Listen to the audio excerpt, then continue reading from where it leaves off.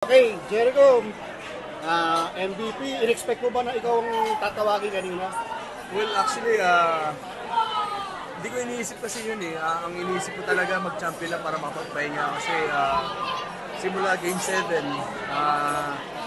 may naiindanan ako sa tuhod ko. So, halos everyday, thankful ako sa mga PT naman, kay Nards. Buti nga, niram namin sa San Miguel yun, si Nards eh. Kumbaga, palagi niya akong, halos every game, painkillers, diba? So, sa akin lang, di ko in-expect talaga mag-MVP talaga. Ang gusto ko lang talaga mangyari, mag-champion kami para makapagpahinga na ako.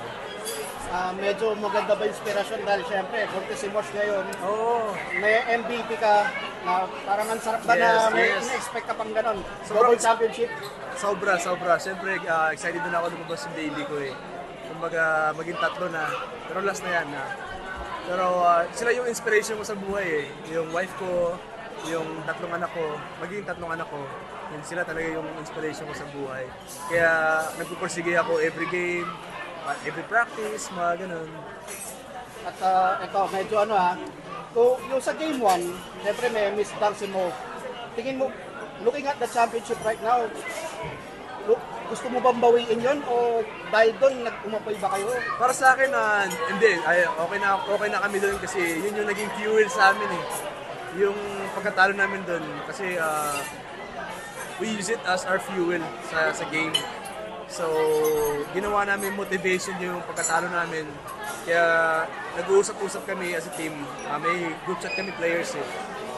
Gawin namin motivation yun. Parang we play our game like it's our last game every game. And then last question, pwede ka naman celebrate? Pwede na, umiinom na ako. San Miguel, let's go! Yun pero kudos pa din sa Token Days kasi ang lakas nila eh. Kumbaga, hindi sila basta-bastang team kasi champion team din sila eh.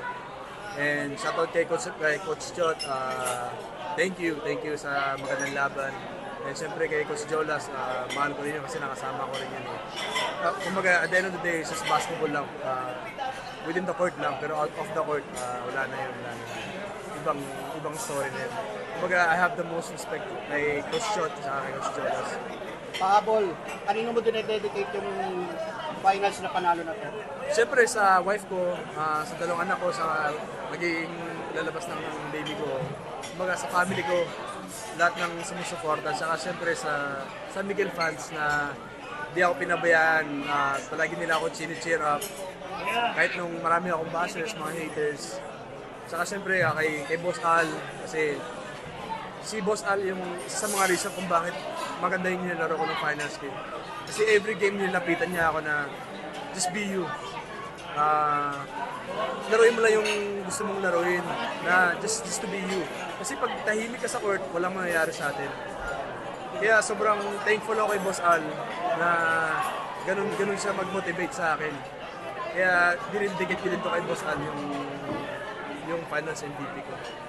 Dahil sa kanya talaga na lumabas laro ko. Last na pahabol, saan mo sasabit yung MVP sa bahay? Siguro, Naisip mo na? bahala na si Mrs. doon. Kumbaga, siya na bahala doon. Basta ako, importante, champion ko rin makapagpahinga na bakasyon muna kami ng fan. Yun. Kaya sa mga fans na, sa PBA fans, sa San Miguel fans, kahit sa Token Tech fans, thank you sa ayun, thank you sa buong finals and hopefully kita-kits tayo ulit soon. Mag-ingat kayo, God bless you and sana nag-enjoy kayo sa finals.